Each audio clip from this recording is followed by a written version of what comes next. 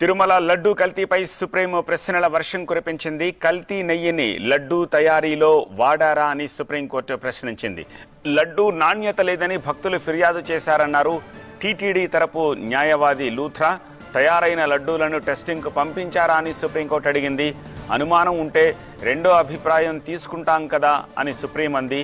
తిరస్కరించిన నెయ్యిలో మీరు చెప్పిన అవశేషాలు ఉన్నాయా అని సుప్రీం ప్రశ్నించింది. విచారణ పూర్తి కాకముందే కల్తీపై ప్రకటనలు భక్తుల మనోభావాలను దెబ్బతీస్తాయంది సుప్రీం.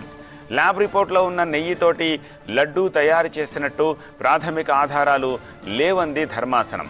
నెయ్యిలో కల్తీ జరిగినట్టు ల్యాబ్ రిపోర్టు స్పష్టం చేస్తోంది అని లూథ్రా అంటున్నారు. గతంలో ఇదే కాంట్రాక్టర్ కొన్ని ట్యాంకర్లు సరఫరా చేశారని లూథ్రా సుప్రీంకి చెప్పారు. అయితే లడ్డూ తయారీకి ఆ నెయ్యి వాడారా లేదా అనేదే మా ప్రశ్న అంది సుప్రీంకోర్టు.